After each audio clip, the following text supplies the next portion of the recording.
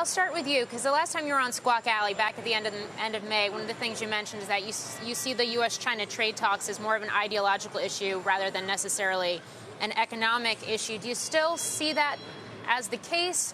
And if it's ideological, how crucial is tech to that?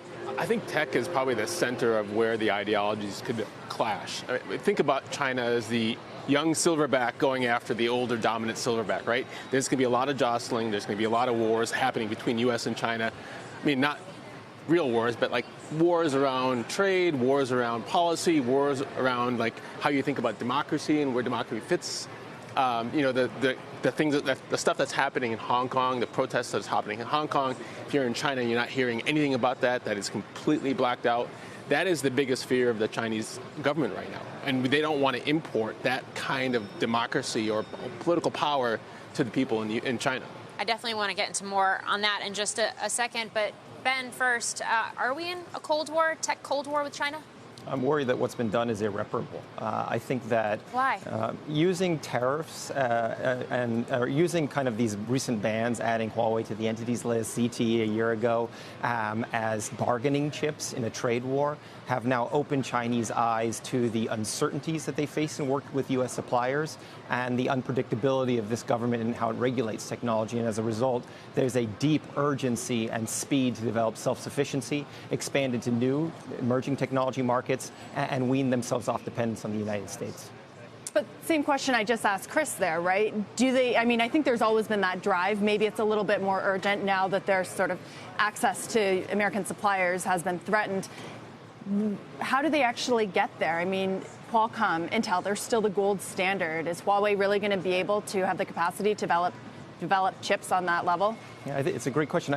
Right now, actually, people like Qualcomm and Xilinx, they're actually cutting their investment into R&D right now, reducing the number of engineers as they're dependent on, stock price and appealing to public markets. Whereas on the Chinese side, there's massive amounts of talent and capital being thrown at this. There's now demand locally where there wasn't before because they could always fall back on U.S. supply. And so at the end, we think it's about 5-10 years out from kind of being on par with the U.S., but that drive now is on overdrive.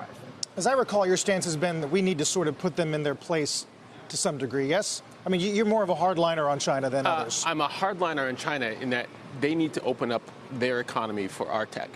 And did you see any of that out of G20? I saw, again, back to more soybeans, right? I mean, soybeans win elections, but long-term prospects around chips and semiconductors and technology, that's not going to win the election. Well, and I can't help but think that when you do see things like these, accelerated ratcheting up protests in Hong Kong, that is only going to hinder any kind of argument for tech to come in there more dominantly. Exactly. I mean, that's going to be the stalemate. But Ben is absolutely correct. They now have the capital, they now have the resources to invest in infrastructure, technology, and science, and develop technology that we don't have yet. To do it on their own, yes. Not copy our blueprints, right? Well, on chips, on airplanes, on mobility. Well, look, I mean, I think there's companies have done this throughout the centuries, right? They copy one another, they build on top of each other's technology. That's been happening. It's been happening in China for the last 20, 30 years, and you look at the high-speed train issues, you look at the AMD technology transfer, there's a lot. Now China has the capital and means to do it, and they probably are doing it, within the gray lines, but they're still doing it well. Ben, are you investing in China right now? Absolutely. I mean, I think in the long term, this is all to China's benefit. I think the next couple years are going to be difficult as companies face uncertainty. But in the long term, as native industries are developed, as emerging technology markets are kind of cornered by Chinese technology companies, that's where the growth is going to be. And China's building product for the next billion consumers better than I think U.S. businesses today. When we look at trade talks in the Chinese market right now, 5 years from now, do you think that Google and Facebook and some of the companies that don't have access right now will have access then? Is that what we're working towards, the Trump administration is working towards? I doubt that they'll ever get access to the Chinese consumers. And I don't unless they change their policies. Unless they change their policies and change the terms of use for the users. They have to give the Chinese government the on-off switch. Do Google and Facebook know this? Do you think they? Oh, they know. This? They definitely know this.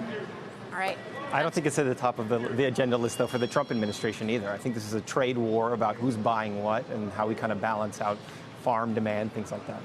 All right, Hany Nada and Ben Harburg, thanks for joining us today. Thanks.